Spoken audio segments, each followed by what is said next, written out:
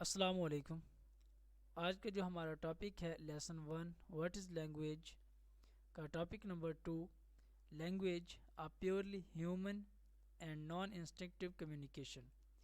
इस टॉपिक में हम तीन बातों के बारे में या तीन टर्म्स के बारे में ब्रीफली तौर पर पढ़ेंगे कि वो क्या होती हैं। आइए सबसे पहले हम सापर की डेफिनेशन को देखते हैं कि वो क्या है। According to Sapir, language is a purely human and non-instinctive method of communicating ideas, emotions, and desires by means of voluntarily produced symbols। इस डेफिनेशन में तीन बातें की गई हैं। सबसे पहली जो बात है वो ये है कि language is a purely human, कि लैंग्वेज सिर्फ इंसानों की ज़बान है। दूसरी बात की गई है कि ये एक non instinctive method of communicating ideas है। नॉन इंस्टिंक्टिव मेथड होता है कि जिसके ज़रिए जो नॉन इनहेरिटेड हो, जो विरासत में ना मिला हो, मीन्स कि जो हमें हमारे पेरेंट्स से विरासती तौर पर नहीं मिलता बल्कि हम खुद आकर सीखते हैं। लैंग्वेज एक नॉन इंस्टिंक्टिव मेथड है। और तीसरी बात यह है कि एक वॉलंटरली प्रोड्यूस्ड सिंबल्स हैं कि ये वॉलंटरली तौर पर प्रोड्यूस्ड होते हैं। जो कुछ हम चाहते हैं सिर्फ वही होता है, इनवॉलंटरली तौर पर कुछ भी नहीं होता। This definition suffers from several defects. ये डेफिनेशन काफ़ी सारी खामियों के साथ डिफेक्ट्स की गई कि जिसको फिर बाद में एक्सप्लेन भी किया गया। However broadly when the term idea, emotion and desires are interpreted, अगर हम आम तौर पर ये तीनों टर्म्स देखें, आइडिया, इमोशन और डिज़ायर आर इंटरप्रिटेड, मतलब जब हम इनके तशरीह करते हैं या इनको समझने के लिए इनकी मज़ीद एक्सप्लेनिंग करते हैं, तो it seems clear that there is a much that is communicated by language which is not covered by any of them, कि इसके अलावा भी और भी काफ़ी कुछ है जो एक लैंग्वेज के ज़रिए हम कवर करते हैं, कि लैंग्वेज के ज़रिए हम कम्युनिकेट करते हैं, जो सिर्फ आइडिया और इमोशन और डिज़ायर्स पर ही नहीं मुनहसर है, बल्कि इसके अलावा भी और काफ़ी सारे ऐसे मामलात हमारी ज़िंदगी में पेश आते हैं जिसको हम अपनी लैंग्वेज के ज़रिए कम्युनिकेट करते हैं। And idea in particular is inherently वेग एंड इम्प्रेसाइज, और जो आइडिया है ये तो ख़ास तौर पर इनहेरेंटली तौर पर हमारे पास वेग एंड इम्प्रेसाइज है। वेग और इम्प्रेसाइज कहते हैं कि जो मशकूक हो, जो साफ तौर पर ज़ाहिर ना हो, मीन्स कि ये हमारा इनहेरेंटली तौर पर हमारे कुछ ख्यालात आते हैं हमें। Emotions and desires are understandable, कि इमोशन और डिज़ायर्स तो समझने के काबिल हैं, हम इनको समझ सकते हैं। But idea needs to be precisely defined, लेकिन आइडिया को अभी भी और भी समझने के लिए इसकी और डेफिनेशनों की ज़रूरत है। दूसरी बात वहाँ पर हुई थी कि जो तमाम के तमाम सिम्बल्स हैं वो वॉलंटरली तौर पर प्रोड्यूस्ड होते हैं। There are many systems of voluntarily produced symbols, कि काफ़ी सारे ऐसे सिम्बल्स हैं जो हम वॉलंटरली तौर पर प्रोड्यूस्ड करते हैं। For example body language in which symbols are voluntarily तो प्रोड्यूस्ड, कि जब हम बात कर रहे होते हैं तो हमारी बॉडी लैंग्वेज होती है, मतलब हमने अगर दो कहा है तो हम अपने हाथ की उंगली के इशारे से अगर दो उंगलियां हम अपनी खड़ी करते हैं तो हमारा वॉलंटरली प्रोड्यूस्ड सिम्बल्स होगा। इसके अलावा तीसरी बात थी कि प्योरली ह्यूमन वाली। Purely human denotes that only human beings possess the language and their communication system is very different from that of animals, कि जो प्योरली ह्यूमन्स है कि जो लैंग्वेज का एक सिस्टम है वो सिर्फ ह्यूमन ही पोजेस करते हैं, और इनका जो कम्युनिकेटिंग सिस्टम है वो एनिमल्स से बहुत मुख्तलिफ है।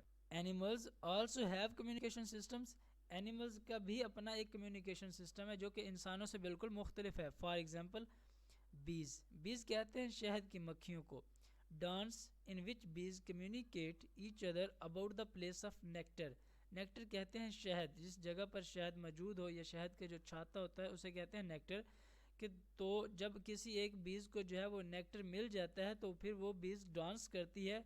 ये अपना उनका एक कम्युनिकेटिंग सिस्टम है कि जब वो डांस करती है तो बाकी बीज इस बात को समझ जाती हैं कि इसे नेक्टर मिल चुका है और वो भी उसकी तरफ आ जाती हैं। अगर हम दूसरी एग्जांपल देखें बर्ड्स की, birds also use the certain calls to attract each others attention or to convey where food can be found. Birds भी मुख्तलिफ किस्म की कॉल्स को इस्तेमाल करते हैं जिसके ज़रिए वो एक दूसरे की जो अट्रैक्ट है या जो अटेंशन आती है उसको वो अट्रैक्ट कर लेते हैं, या फिर ये मैसेज वो फ्राहम करते हैं कि एक बर्ड्स को फूड मिल चुकी है तो दूसरे बर्ड्स जो है वो उसके इशारात जो है समझ जाते हैं, उसकी कॉल्स को समझते हैं और फिर वो भी उसके पास आ जाते हैं।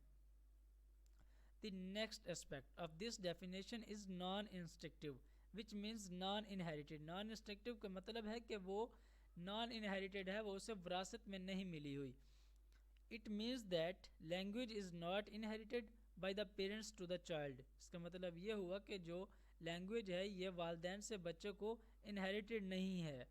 If parents take their child to another country, اگر کوئی بھی پیرنٹس جو ہے, کوئی بھی والدین اپنے بچوں کو کسی اور کنٹری میں یا کسی اور ملک میں لے کر چلے جائیں, he will learn the language of that country rather the language of parents, کہ تو وہ بچہ اس ملک کی لینگویج جو ہے اس ملک کی زبان سیکھ جائے گا, نہ کہ جو اس کے آباء و اجداد یا اس کے والدین کی ہوگی. Another aspects of this definition is voluntarily produced. اب یہاں پر بات ہو رہی ہے کہ جو ڈیفیکٹس نکلے تھے اس ڈیفینیشن میں وہ یہ ہیں کہ Sapir excludes the cries and groans from this definition because they are also involuntarily produced. جو کرائز اور گراؤنز ہوتے ہیں یہ نکلتے ہیں جب ہم, یہ وہ آوازیں ہوتی ہیں جب ہم خوش ہوں یا ہم بہت زیادہ تکلیف میں ہوں, یا اگر ہم کبھی ڈر جائیں. آپ نے غور کیا ہو اگر ہمارے سامنے کوئی اچانک ایسی چیز آ جائے جس کے ذریعے ہم ڈر جائیں تو ہمارے زبان سے یا ہمارے منہ سے ایک خاص قسم کی آواز نکلتی ہے کہ اوہ.